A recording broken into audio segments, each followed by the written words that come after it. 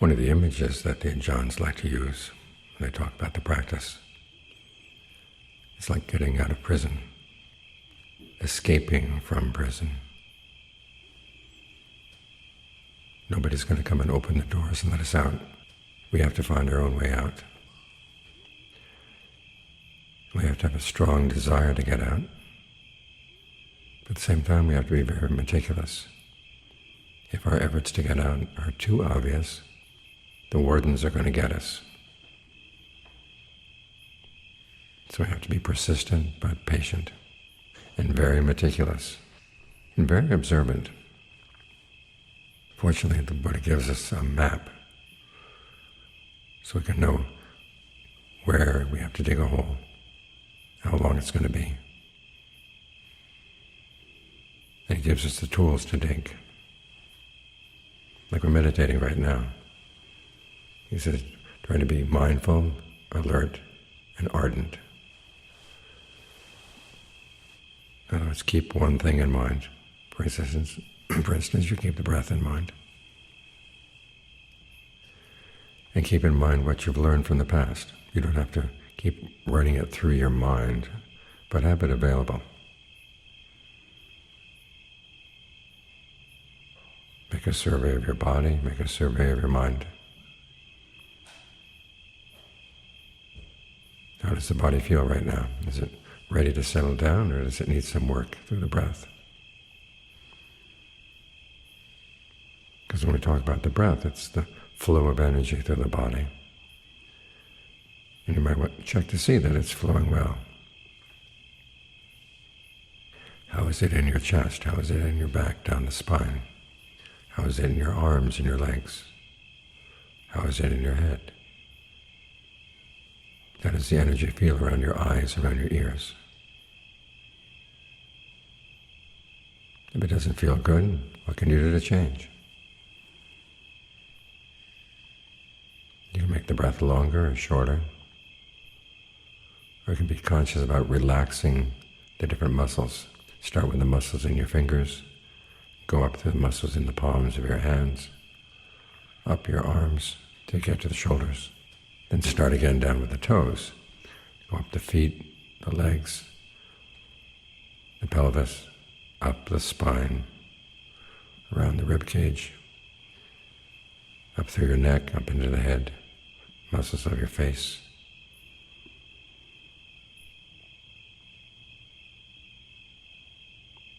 Let everything feel open.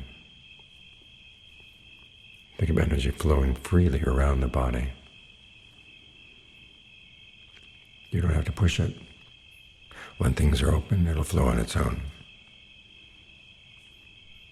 Make a survey of your mind now.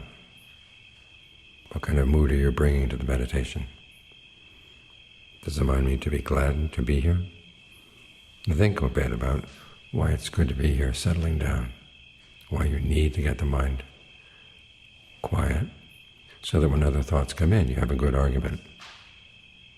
Say, not right now, I can think about those things some other time. Right now it's time to get quiet.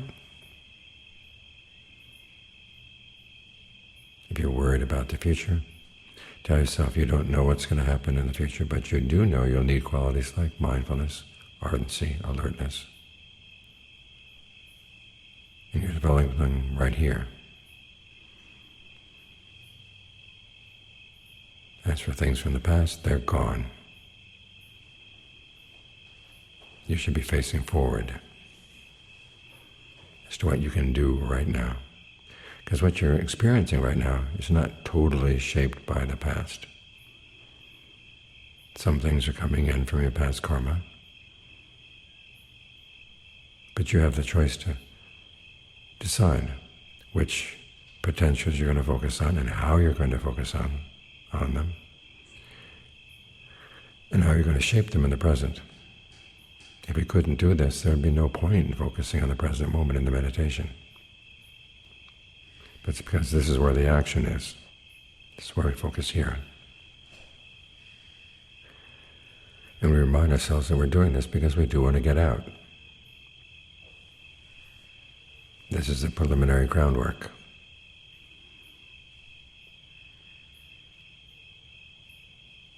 So we've got some instructions from the Buddha, but there are also things that we have to observe for ourselves. He may be able to provide us with a map of how we can dig out of the cell. We can make a tunnel that goes outside of the walls. But there are other things that we're going to have to observe. Like when the wardens come, what hours do they come? And what hours are there no wardens at all? Because when the wardens are not there, that's when you can do your work. And that you have to observe on your own. So it's a meticulous job. If you try to rush it, the wardens will catch you. In other words, your defilements will catch you.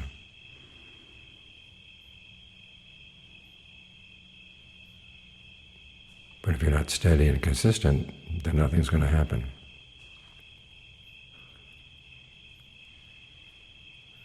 The wardens catching you means that your defilements take over the practice. You try to squeeze it. You've read that the jhanas are like this, so you try to squeeze your mind into a jhana mold. You're supposed to gain these insights, so you squeeze it into an insight mold. And then you tell yourself, you've attained this level, you've attained that level. That's some recipe for going crazy. You focus on the causes, and the attainments will come later. They'll come on their own. What you have to do is focus on the question the Buddha said is the basic one we've got here. What are we doing that's causing suffering? What are we doing that's causing stress? Don't worry about the levels of jhana, don't worry about the different insights. Just ask yourself, where can I detect some stress right now? Some disturbance in my concentration? Can I figure out what I'm doing to cause that disturbance? A question came up this morning about where to find the origination of a defilement. Do you have to run through all of the steps in dependent arising? Well, no. You're not analyzing it in the abstract. You're analyzing the problem as to see when a defilement comes up, what comes up with it right here, right now. And if you don't catch it right here, right now, then you're just going to be left with a memory and a guess. Our problem is that our observation of our mind is like a connected dots. And just have a series of dots on the piece of paper, and you can connect them in all kinds of ways, because you weren't there to see how they were actually connected on their own. So that's where you have to be observant.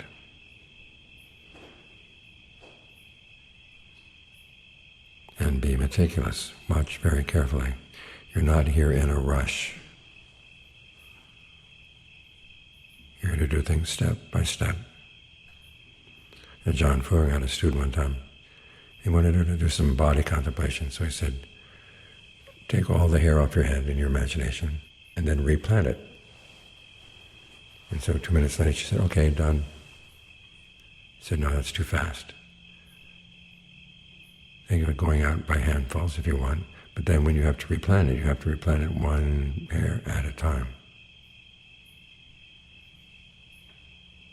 Learn to be that meticulous, that precise.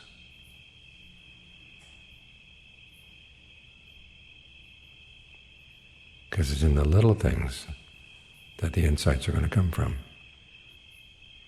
So you've got to be very, very observant. That's how you get out.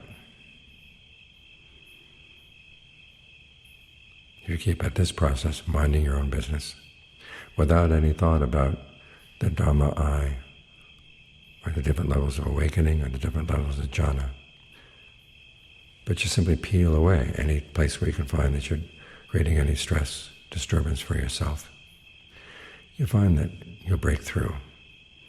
The Buddha gives the image of a carpenter who's got an adze. An adze is kind of like a hammer, only it has a blade at the end. It's like a little axe. He says, the handle there will wear down. You know it's wearing down because you're using it every day. But when it's going to break through, when it's going to get broken through all that friction of your hand, you don't know ahead of time.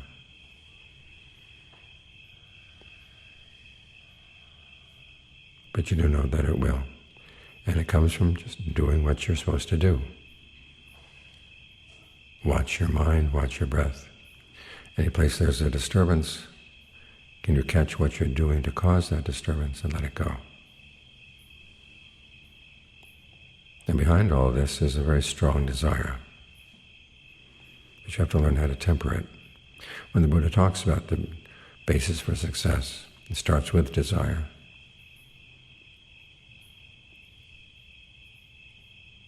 He makes the point that if it's too strong, it gets in the way. If it's too weak, it gets in the way. Of course, you have to focus it on the causes, not on the results. But the fact that the desire is there, it's nothing that you have to deny or pretend that it's not there.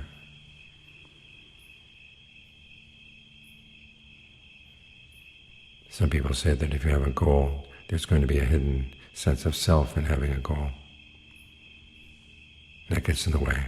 Well, look at the Buddha. He was the most goal-oriented person you can imagine.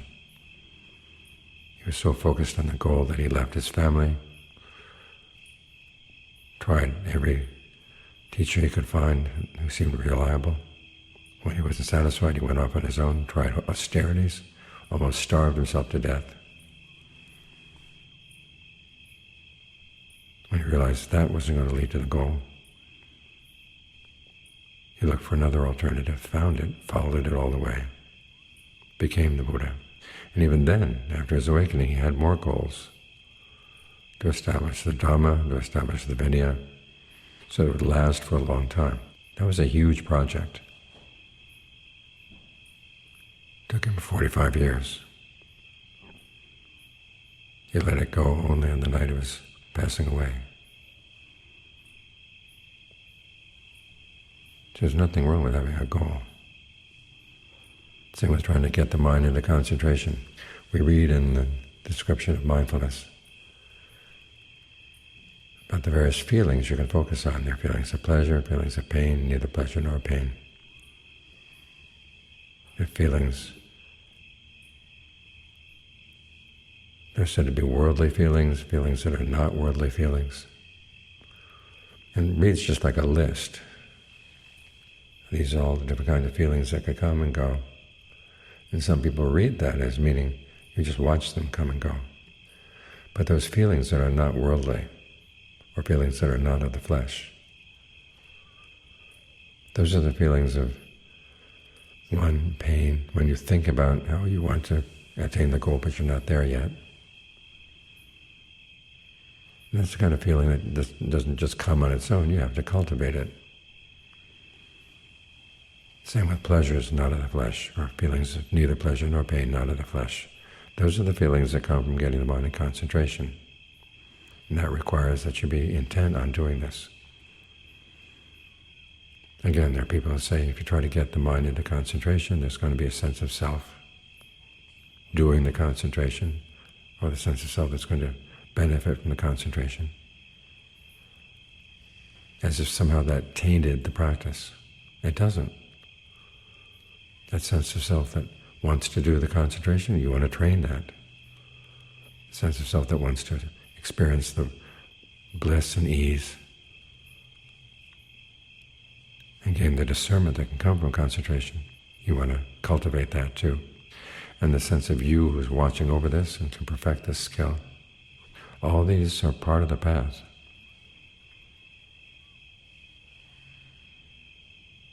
You let them go and the path has done its work, but you hold on to them to do the work.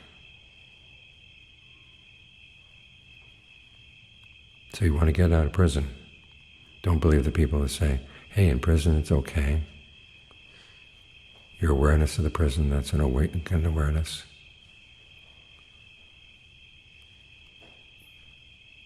They give you free food, you got free shelter, free clothing, room and board. But if you satisfy yourself with that, you're miserable. There's freedom outside. And the Buddha is showing that this is how you get out. This is how you escape. It's something you have to do yourself.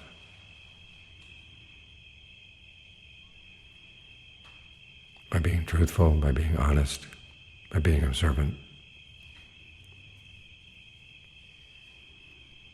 He shows the way, and then you provide the mental qualities, you develop the mental qualities that are needed to get there. And to whatever extent a desire is needed to do that, you cultivate that desire. Then when you get out, you won't need that desire anymore. Think of the image of Ananda in the park. A Brahmin comes to see him and asks him, this path that you're following, where does it lead? And Ananda said, one of the things it leads to is to the end of desire, to the end of passion. How do you do that? Ananda described the 4 bases for success, starting with desire, concentration based on desire, and the fabrications of right effort. And the Brahmin said, well, in that case, it's going to be impossible. How can you use desire to put an end to desire? And Ananda said, I'll ask you some questions. Before you came to this park, did you want to come? Yes. Now that you're here, where is the desire to come here? Well, it's gone because I've already arrived. In the same way, you use desire to get to the end of desire. But you have to use it right. You have to be observant and meticulous. Focused on each step as it has to come. And not just get discouraged with setbacks.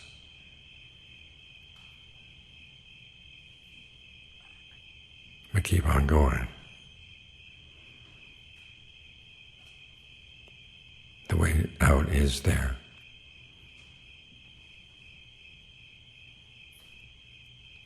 So if you look carefully enough and consistently enough, you'll find it.